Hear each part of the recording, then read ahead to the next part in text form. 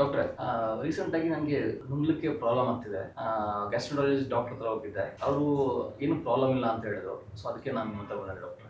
ನುಂಗ್ಲಿಕ್ಕೆ ತೊಂದರೆ ಅಂತಂದ್ರೆ ಬಹಳ ಕಾರಣಗಳಿರ್ತವೆ ಸರ್. ಕೆಲವೊಂದ್ಸತಿ ಏನಾದ್ರು ಈ ನುಂಗೋ ಜಾಗದಲ್ಲಿ ಏನಾದ್ರು ಗಂಟುಗಳಿದ್ರೆ ಅಥವಾ ಅನ್ನನಾಳದಲ್ಲಿ ಏನಾದ್ರು ಪ್ರಾಬ್ಲಮ್ ಇದ್ರೆ ನುಂಗ್ಲಿಕ್ಕೆ ತ್ರಾಸ ಆಗೋ ಚಾನ್ಸ್ ಇರುತ್ತೆ. ಯೂಶುವಲಿ ಅದನ್ನ ಗ್ಯಾಸ್ಟ್ರೋಂಟಲಿಸ್ಟ್ ನೋಡಿ ಐಡೆಂಟಿಫೈ ಮಾಡಿ ಕಳ್ಸಿಕೊಡ್ತಾರೆ. ಸೊ ನಾ ಯಾವಾಗಾದ್ರೂ ಫುಡ್ ತಗೊಂಡ್ವಿ ಅಂದ್ರೆ ಬಾಯಿಂದ ಅನ್ನನಾಳಕದ ಮೂಲಕ ಜಠರಕ್ಕೆ ಫುಡ್ ಹೋಗ್ತಿರುತ್ತೆ. ಸೊ ಅವುಗಳನ್ನ ಕಂಟ್ರೋಲ್ ಮಾಡ್ಲಿಕ್ಕೆ ಕೆಲವೊಂದು ಮಾಂಸಖಂಡಗಳಿರುತ್ತೆ. ಅವುಗಳನ್ನ ಕಂಟ್ರೋಲ್ ಮಾಡ್ಲಿಕ್ಕೆ ಕೆಲವೊಂದು ನರಗಳಿರ್ತವೆ. ಅವು ಮೆದುಳಿಂದ ಬಂದಿರ್ತವೆ. ಮೆದುಳಿಂದ ಈ ವೇಗಸ್ ನರ್ವ್, ಫ್ರೆನಿಕ್ ನರ್ವ್ ಅಂತ ಬಂದು ಇಲ್ಲಿ ಮಾಂಸಖಂಡಗಳಿಗೆ ಸಪ್ಲೈ ಮಾಡ್ತಿರ್ತವೆ. ಸೊ ಕೆಲವೊಂದು ಕಾಯಿಲೆಗಳಲ್ಲಿ ಉದಾಹರಣೆಗೆ ದೊಡ್ಡ ಪ್ರಮಾಣದ ಬ್ರೈನ್ ಅಥವಾ ಬ್ರೈನ್ ಸ್ಟೆಮ್ ಸ್ಟ್ರೋಕ್ ಆದಾಗೆ ಅಥವಾ ಈ ನರಗಳನ್ನ ಪ್ರೆಸ್ ಮಾಡೋ ಏನಾದ್ರು ಗಂಟುಗಳು ಕಥಲ್ಲಿ ಏನಾದ್ರು ಇದ್ರೆ ಅಥವಾ ಈ ಮಾಂಸಖಂಡಗಳ ತೊಂದರೆಗಳು ಅಂದ್ರೆ ಮಯೋಸೈಟಿಸ್ ಅಂತ ಕರೀತಾರೆ, ಮಯಸ್ಥಿನಿಯಾ ಗ್ರೇವಿಸ್ ಅಂತ ಕರೀತಾರೆ. ಈ ತೊಂದರೆಗಳು ಸಹ ನುಂಗೋ ತೊಂದರೆ ಆಗೋ ಚಾನ್ಸ್ ಇರುತ್ತೆ. ಅದರ ಜೊತೆಗೆ ಕೆಲವೊಬ್ರು ಊಟ ಮಾಡಿದಾಗ ಮೂಗಲ್ಲಿ ನೀರ್ ಬರ್ತಿರುತ್ತೆ, ಕೆಲವೊಂದ್ಸತಿ ತಲೆನೋವು, ವಾಮಿಟಿಂಗು, ಬ್ಯಾಲೆನ್ಸ್ ಪ್ರಾಬ್ಲಮ್. ಸೊ ಈ ತೊಂದರೆಗಳು ನುಂಗೋದ್ರ ಜೊತೆಗೂ ಇತ್ತು ಅಂತಂದ್ರೆ ನೀವು ಇಮಿಡಿಯೇಟ್ ಆಗಿ ನ್ಯೂರಾಲಜಿಸ್ಟ್ ನ ಕನ್ಸಲ್ಟ್ ಮಾಡಬೇಕು. ಅದಕ್ಕೆ ತಕ್ಕಂತೆ ನಾವು ಕಾರಣಗಳನ್ನ ಪತ್ತೆ ಹಚ್ಚಿ ಟ್ರೀಟ್ ಮಾಡ್ತೀವಿ. ಸೊ ಆ ಸಮಯದಲ್ಲಿ ನೀವೇನಾದ್ರು ನೆಗ್ಲೆಕ್ಟ್ ಮಾಡಿ ಟ್ರೀಟ್ಮೆಂಟ್ ತಗೊಳ್ಳಿಲ್ಲ ಅಂದ್ರೆ ಕೆಲವೊಂದ್ಸತಿ ಏನಾಗುತ್ತೆ ಅಂತಂದ್ರೆ ನಾವು ಊಟ ಮಾಡಿದ ಅಂಶಗಳು ಶ್ವಾಸಕೋಶಕ್ಕೆ ಹೋಗಿ ಕಫ ಆಗಿ ನಿಮೋನಿಯಾ ಆಗಿ ಅದರಿಂದ ಮತ್ತೆ ಬೇರೆ ಕಾಂಪ್ಲಿಕೇಶನ್ಸ್ ಆಗೋ ಚಾನ್ಸಸ್ ಇರುತ್ತೆ.